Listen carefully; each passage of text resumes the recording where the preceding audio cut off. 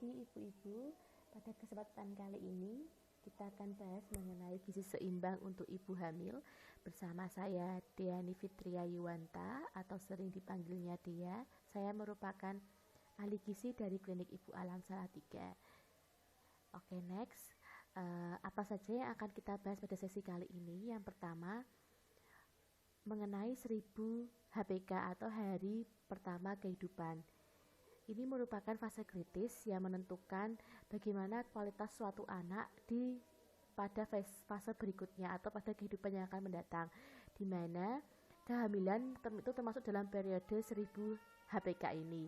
Yang kedua, kita akan bahas mengenai kenaikan BB atau berat badan selama kehamilan yang dihitung berdasarkan IMT atau indeks massa tubuh ibu sebelum hamil. Berikutnya yang ketiga, kita akan bahas mengenai kebutuhan energi dan zat gizi selama kehamilan, di mana akan berbeda-beda tiap semesternya. Dan yang terakhir, kita akan bahas mengenai contoh susunan menu yang baik untuk ibu hamil. Next, kita bahas dulu mengenai 1000 HPK atau 1000 hari pertama kehidupan, di mana fase dimulai dari awal konsepsi atau bertemunya sel telur dan sperma hingga si anak ini berusia 2 tahun.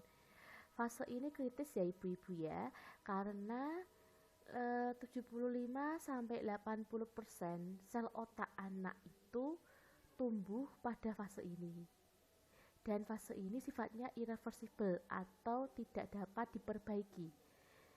Jadi misalnya gini, kalau misalnya nih, tengkorak manusia itu diciptakan Tuhan dapat ditumbuhi misalnya 1000 sel otak.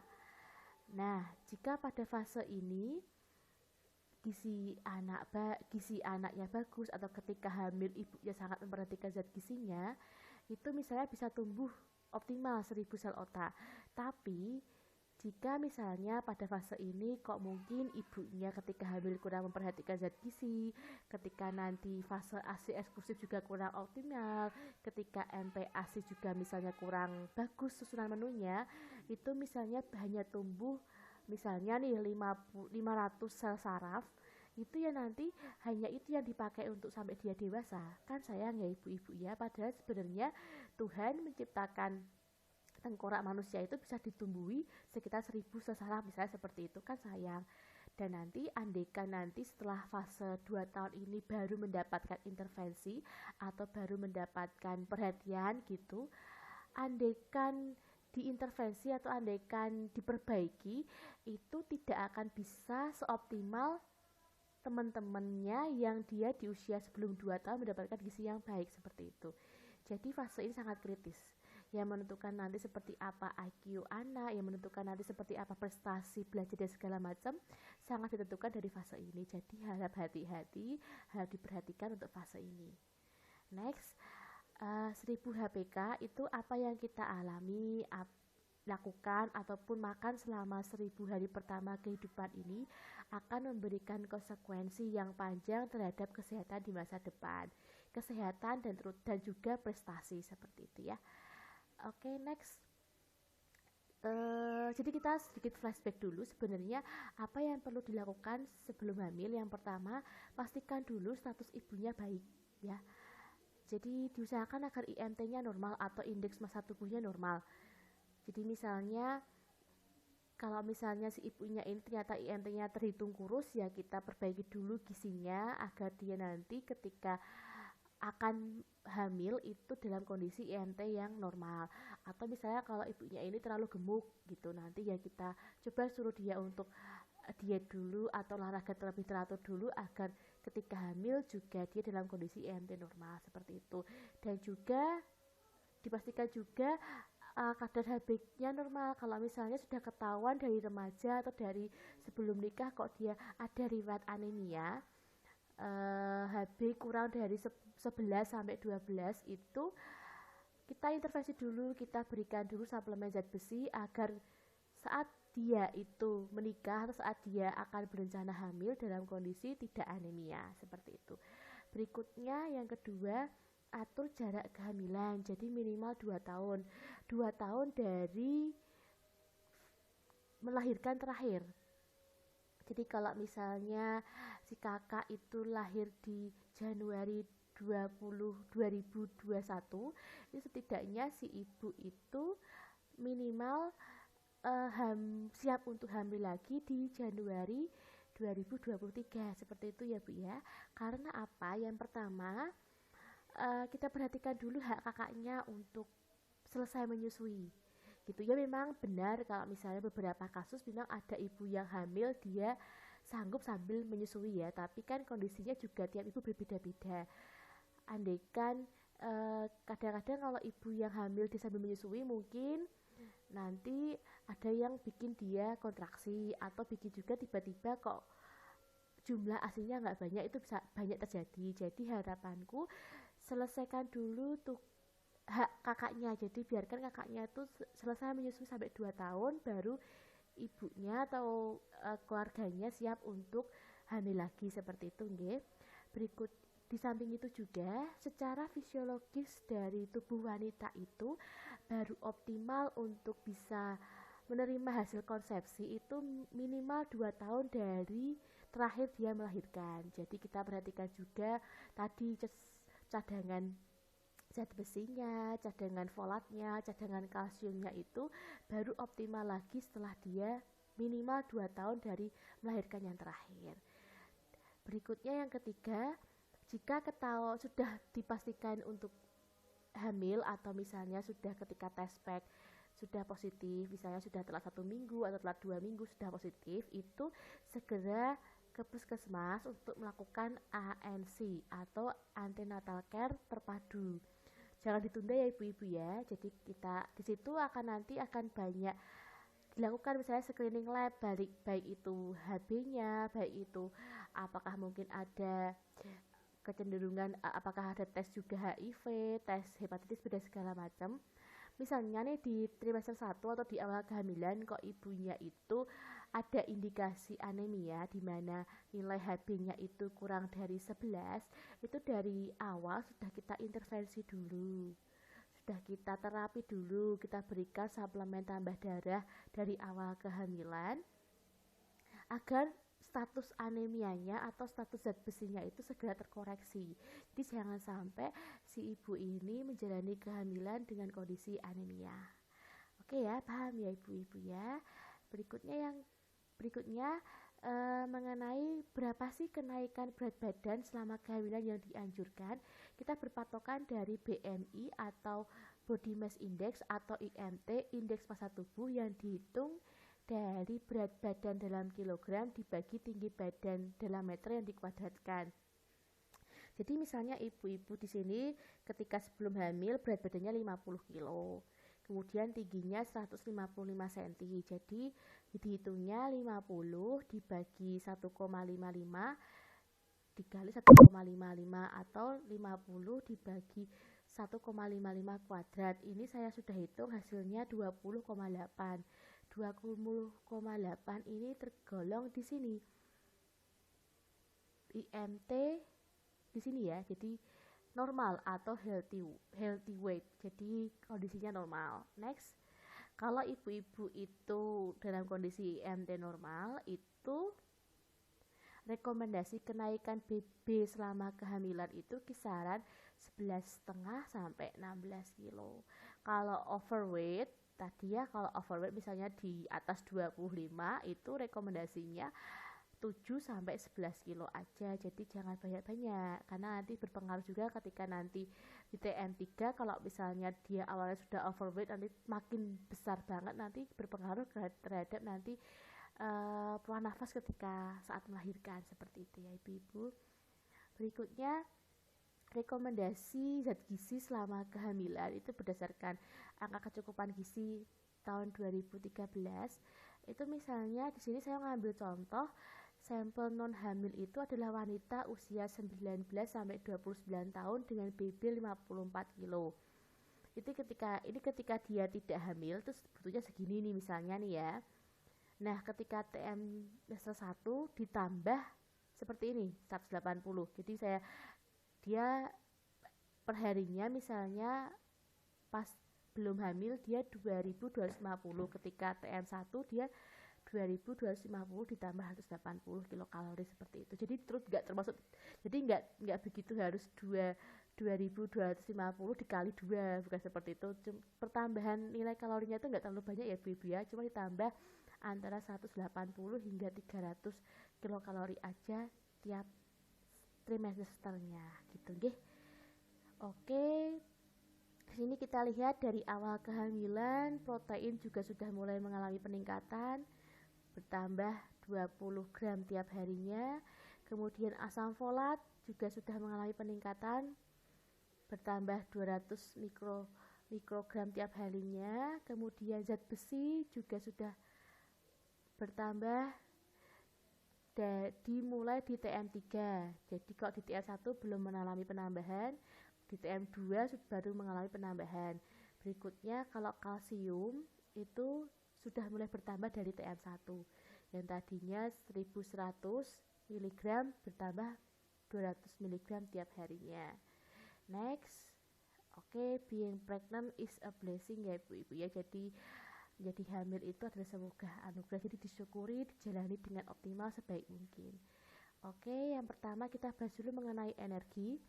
Kebutuhan energi meningkat selama hamil akibat peningkatan massa tubuh ibu dan pertumbuhan janin. Ibu hamil normal cukup menambahkan 1 porsi tambahan untuk mencukupi kebutuhannya, bukan makan untuk 2 orang ya. Jadi misalnya gini, misalnya dalam sehari itu ibu-ibu yang tidak hamil itu terbiasa makan normal sebanyak 3 kali, misalnya pagi, siang, sama malam. Nah ini karena kondisi hamil ditambahkan lagi 1 porsi tambahan, misalnya pagi makan, siang makan, sore makan, malam makan, seperti itu bisa.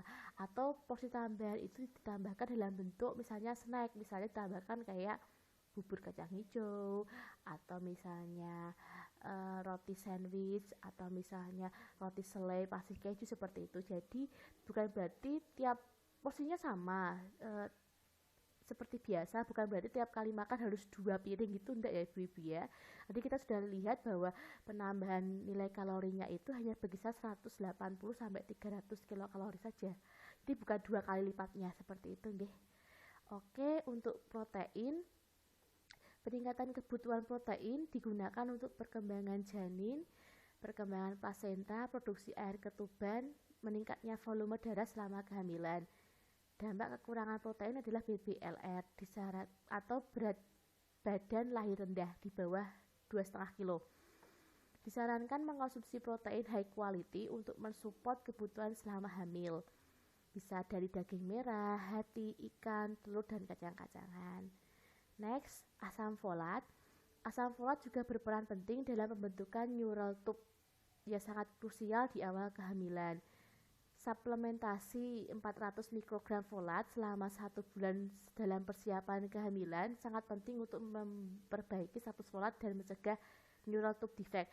Jadi kalau misalnya ibu-ibu nih sudah lepas KB nih, misalnya bulan ini bulan Januari dan berencana untuk akan hamil, jadi bisa jadi kita bisa mensiasati dengan selama proses sebelum hamil itu kita rajin mengkonsumsi asam folat juga boleh, bisa dari saluran hijau kayak bayam, brokoli dan segala macam, dari kacang-kacangan, atau dari suplementasi dari suplemen folat. Kita bisa beli di apotek ya, kayak merek-merek Folavit dan lain-lain sebagainya, seperti itu.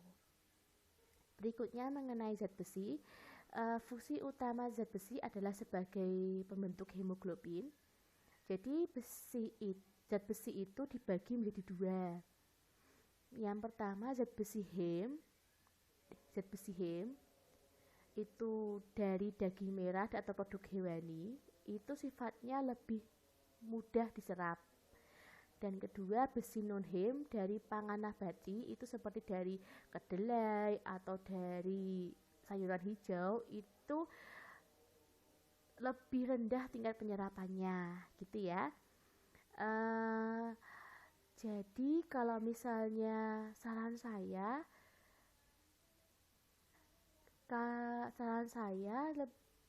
ibu hamil itu sebaiknya jika lebih banyak mengkonsumsi produk-produk zat besi dari jenis besi heme. Karena apa? Karena ini lebih mudah diserap. bisa dari hati, boleh hati sapi atau hati ayam, boleh hati ayam negeri, boleh ayam kampung, silakan, nggak harus ayam kampung terus ya baby, saya kayak ayam negeri juga nggak masalah, itu boleh, itu juga sangat sebagai sumber zat besi yang baik. Terus daging boleh, ikan dan juga boleh. Jadi harapannya ketika hamil ibu-ibu bisa rutin atau teratur mengkonsumsi zat besi dari sumber heme seperti itu. Kemudian kalau dari program pemerintah itu ya, ibu hamil itu paling tidak dia dianjurkan untuk mengkonsumsi 900 tablet tambah darah selama periode kehamilan. Ini berlaku baik ibunya itu anemia ataupun tidak, maupun berHB normal gitu ya. Jadi meskipun ibunya HB-nya normal, itu juga tetap wajib mengkonsumsi tablet tambah darah, apalagi yang dia punya indikasi anemia. Biasanya kalau si ibu punya indikasi anemia, itu mungkin konsumsi tablet tambah darahnya itu lebih dari 90 gitu, sampai terkoreksi gitu ya.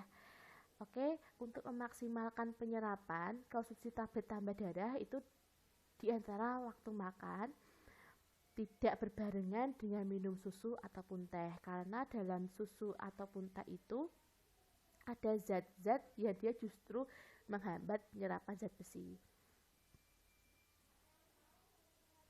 Oke, next. Untuk kalsium, selama hamil tubuh beradaptasi menyerap lebih banyak kalsium. Menjaga asupan kalsium pada ibu sangat penting untuk memastikan pertumbuhan tulang pada bayi. Kalsium juga disimpan dalam tulang ibu sebagai cadangan nanti ketika produksi ASI. Contoh untuk sumber kalsium itu misalnya susu, ikan-ikanan, kemudian teri, udang, dan kacang-kacangan. Oke, berikutnya ini kita contoh misalnya menu sehari untuk ibu hamil. Ini saya bagi dengan porsi kecil, jadi karena mungkin kadang-kadang ibu hamil itu kan mungkin kalau makan sekali makan langsung banyak itu agak-agak enak, jadi saya bagi di sini 3 kali makan utama dan 4 kali makanan selingan. Jadi sekali ngemil tuh mungkin cuma 3 keping roti gitu, seperti itu, 2 potong buah seperti itu, tapi jamnya tepat gitu, jamnya tepat dan terjaga seperti itu ya. Misalnya nanti ibu-ibu baru bangun tidur sekitar jam 5, itu bolehlah makan roti selai gitu misalnya. Nanti sekitar jam 7 sudah siap, sudah rapi semua, makan nasi misalnya 1 centong rice cooker yang putih itu ya baby ya, nggak terlalu banyak kan. Kemudian lauk hewani misalnya 1 potong, kemudian misalnya apa ya di sini, ikan, misalnya ikan bandeng 1 potong misalnya, kemudian tempe 1 potong, kemudian sayur dan buah gitu. Nanti kira-kira jam 10 makan lagi misalnya semangka misalnya kira-kira 2 potong gitu, seperti itu. Nanti jam 12 makan lagi nasi. Kemudian lah ini untuk pangan hewani itu kita sarankan paling tidak ibu hamil itu mengkonsumsi sumber makanan hewani itu 4 porsi dalam sehari. Jadi bisa sarapan 1 potong, makan siangnya 2 potong, makan malamnya 1 potong. Susu itu termasuk dalam makanan hewani. Jadi kalau misalnya di selingan ini sudah sekalian minum susu gitu ya, susu 1 gelas gitu misalnya, berarti nanti ketika makan siangnya hewaninya cukup 1 potong seperti itu. Jadi susu itu termasuk dalam makan hewani ya Bu ya. Jadi sudah termasuk dalam kondisi dalam kelompok pangan hewani seperti itu. Seperti itu kira-kira ibu-ibu. Jadi intinya tadi menu lengkap ya, ada nasi, ada protein, ada sayur, ada buah, kemudian ditambah dengan selingan seperti ini cukup untuk memenuhi kebutuhan ibu selama hamil. Dan jangan lupa juga meskipun kondisinya fit atau kondisinya tidak mual, tidak muntah, ibu hamil tetap dianjurkan mengkonsumsi suplemen kehamilan secara teratur, karena kan tadi kebutuhannya banyak ya ibu ya. Jadi makanan utama dibantu dengan suplemen kehamilan itu diharapkan mampu mencukupi kebutuhan ibu dan bayinya dan mendukung keberhasilan atau kemaksimalan dari tumbuh kembang di 1000 hari pertama kehidupan. Seperti itu ya ibu-ibu ya. Oke, terima kasih. perhatiannya. Nanti kalau misalnya ada pertanyaan atau misalnya ada saran dan segala macam, boleh disampaikan ke Mbak Santi. Nanti Mbak Santi bisa langsung WA ke saya. Oke, terima kasih. Semoga sehat selalu, semoga lancar kehamilannya hingga proses persalinan nanti. Selamat pagi.